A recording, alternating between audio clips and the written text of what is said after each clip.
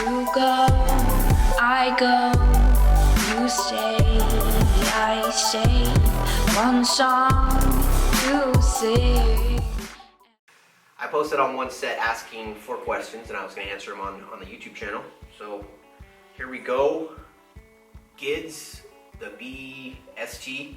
How do I up strength in deadlift? With any movement, to increase strength, you have to progressively increase your working weight. You have to handle more weight. You can also add frequency, meaning use that movement, do that movement more per week. Let's say you're doing it once per week. Increase it to 2 to 3 times per week to get better at that lift. And in the long run, your strength will increase. With any movement, it doesn't matter, deadlift, bench, curls, you have to slowly progress in weight that you're training with. And then also on top of that, keep in mind you got to be in a surplus to put on strength. And when you're in deficit, That is not true, dude. You have to be in a surplus to get stronger. I've got stronger. I've increased my strength throughout my whole cut. I was getting lighter. I was weighing less, and I was getting stronger. To get bigger, to gain muscle, you have to be in a surplus. Sorry, Tankster. That is wrong. All right, what's a good way to avoid injury or working around an injury? The best way to avoid an injury to me, is proper form. You have to be doing the movements correctly, using the right muscle groups for that movement. And yeah, that's the leading cause of injury, is doing the movement wrong. So correct your form, work on your form, master that form. Also, proper warm-up. A lot of people just jump right into working sets or jump right into warming up on that movement. You can warm up with bands. You can warm up with you can do foam rolling. You can do dynamic movements. There's a ton of warm-ups that you can do to actually warm up to that movement. So me and Tankster, we like to do band work. You mess with the PVC pipe all the time to warm up the shoulders. dynamic stretches. Yeah, dynamic stretches meaning, like a hip, doing some kicks to warm up your hips. Dynamic being moving, okay, not static stretching. So that will help avoid injury. That question is from Leon Fit. Working around an injury. I've talked about this on the channel before. Working around an injury is pretty tough. It's going to be different for each person in the injury, but how I like to do it is I like to avoid movements that put stress or pain to that injury because I'm stubborn. But in reality, it's going to be best if you just take some time off instead of aggravating that injury and prolonging that injury. Yeah, I chose for Tankster to be in this Q&A just to chime in if he had anything to say. But the first thing he said was incorrect. Who taught you that? Who taught you that? No, Tankster. You just try to throw out one of those bro myths. You have to be in a surplus to get stronger. No. Strength, a lot of your strength is produced from, it comes from your nervous system, and you don't need to be in a surplus to gain strength. Hey coach, this is from Flex Party. Will drinking alcohol really hurt your gains? Is it something I can fit in my macros? I think alcohol, when used in moderation, is not bad. The minute that you overdo it and say you're drinking 2 to 3 times a week versus like once every 2 weeks, that's when it can become a problem. There's been studies shown that alcohol does mess with your protein synthesis when you want to take it to that science level. But I mean, if you're doing it once in a while and you're not just committing macro suicide post-workout, then you should be fine. If you're cutting, what matters most is what you do while you're drunk, while you're buzzed, after, what you eat after. I mean, say you fit your macros in and for the day, and you don't go binge afterwards, after drinking while you're drunk, you should be okay with your goals. Don't stress it too much. Hey coach, this is from Physique. Hey coach, how to keep my abs look shredded and enjoy my eating? You got to count them macros every day. You got to be in that. You got to get lean. You know, it takes time to get lean. You got to be in a deficit. You have to stick to it. You have to keep your body fat down. And at that point, when you start to get lean, you can kind of relax a little bit. You can have more refeed days or non-counting days because you're already to the point where your body fat is low. And then, you know, after those days, you get back on your set macros that you were hitting while you're cutting. And that's really what I do, guys. My body composition is to the point where I look pretty good, you know, year round. But there's those days, those occasions where I don't count. I have a big surplus of calories, but then the next day I'm back on my macros. C. Perry, can you flagpole? No, I can't. I think we've tried it before, and we even looked up like YouTube videos to try to do it. I couldn't do it. I'm sure I can do it with some practice, but I don't have the time. What is your advice for a college student? This can be in any aspect. That's from SASOK, S-A-S-O-K. Assuming for them gains, or if you're trying to cut and you're a college student and you're on a budget, it's not that hard. You know, hit your macros. You can be smart with your groceries. You can go to the store and find some cheap alternatives like, I don't know, let's say protein. Tuna, cans of tuna, eggs. You know, whole eggs. You can do chicken breasts, and you can make it last. The main thing is you have to be consistent. I know it gets tough being a college student. You got class, you got homework, you got finals, all that stuff. It's just all about putting it together and being consistent, having that discipline. You set a goal, you have to commit. Bears Home Gym. Top 3 steps you recommend for any gym bro. A multivitamin, a fish oil, and a creatine monohydrate. Cheap, effective. Studies have shown that it actually makes a difference. Those 3 steps, probably my top 3 steps right there. Do you agree? Yeah, that's what I actually take right now, just those 3.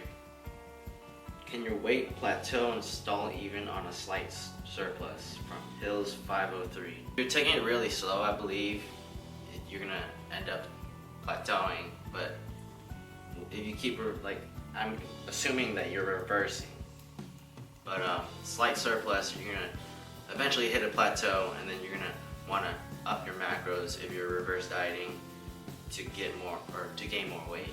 Zach Donnelly, how do you stay consistent with working out? I mean, in the beginning, when it wasn't a lifestyle, it wasn't a habit, I just committed. I just committed to 4-5 days a week, and I just made it in there. And then after a while of doing it, it just became a habit. It became a part of me. And if I didn't do it, I felt off. I felt like I was doing something wrong. So in the beginning, you just have to stick it through. You have to commit. You have to go in there. The days that you don't want to, go in there and get it done. And after a while, it's gonna be different for each person. It's gonna become a habit. It's gonna become just routine for you. And going to the gym is not a bad habit. You know what I mean? It's a good, positive habit to pick up. So just stick to it. Stay consistent. Josh_Apex Flex. What are your thoughts on sodium intake? From everything that I've read out there, sodium is good. You need sodium for hydration, for just for your muscles. You need sodium. So what I tell my clients is, if you usually have a high sodium intake, keep it consistent. That's the main thing. Keep your sodium intake consistent. If you like a ton of condiments, keep it like that. But the one thing with that it's your sodium intake is you need tons of water. Stay consistent with your water and your sodium. Josh_Chairman. I've just gotten a deal as an ambassador and wanted to know if that's a good way to work toward a sponsorship. That's your foot in the door. Okay, you have to think about it from a business standpoint. The sponsorship, or the whatever company is sponsoring you or giving you that ambassador position, they're giving you a chance to show them what you can do for the company. So you're most likely you have a discount code, you know, push that, show them you can produce sales, and if you show them value, then they're gonna want to lock you down, maybe a contract for a sponsorship. Yes, great way.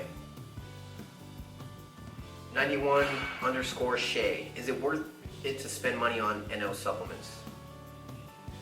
I would say, I mean, if you have the extra money, if you have that luxury to spend on supplements, it can help. I mean, especially if your schedule's very crazy, demanding, and by the time you get to the gym, you're just done. You know, you don't have that motivation, you don't have that energy to kill your workout.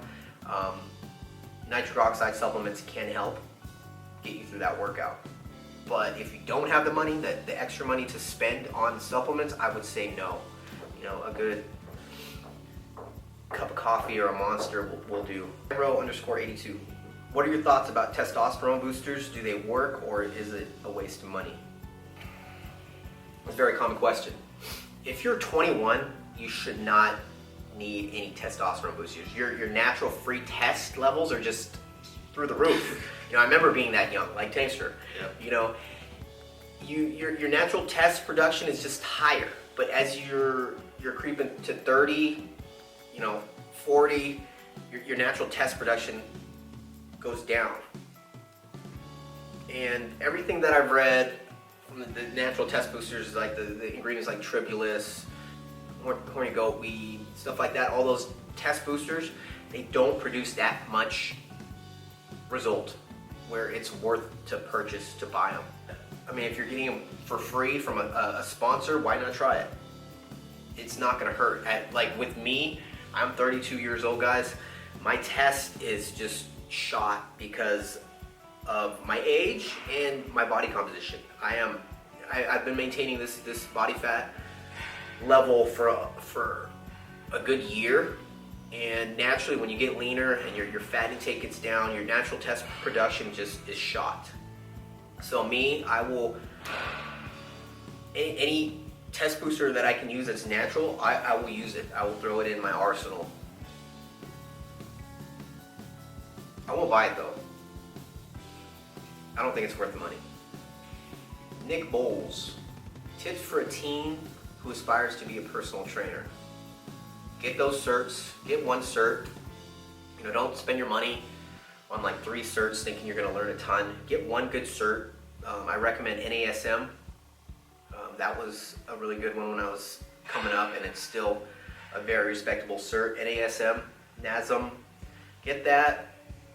Get a job in a commercial gym, learn the ropes, learn how to sell, and you know, learn how to interact with people, and teach your clients how to count macros. Teach them the importance of strength training. Be different than all those other personal trainers that are just becoming rep counters and just showing their clients tricks. You know, tricks to beat them up that workout. Be more than the average personal trainer. B_stay fit. How do you and your wife stay motivated, being that you both work out together? Is it possible that she shares her fitness journey with us from time to time?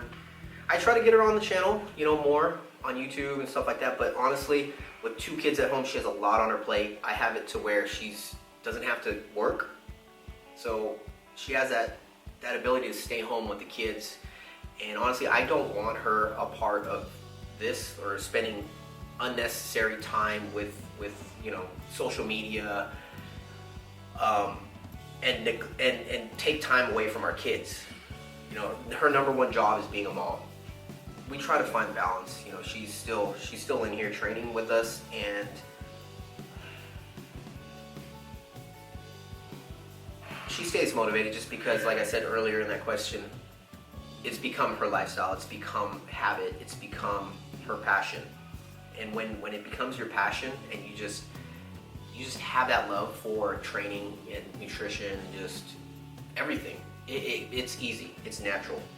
So like I said, stick to it, you know, commit to a certain amount of days and don't quit.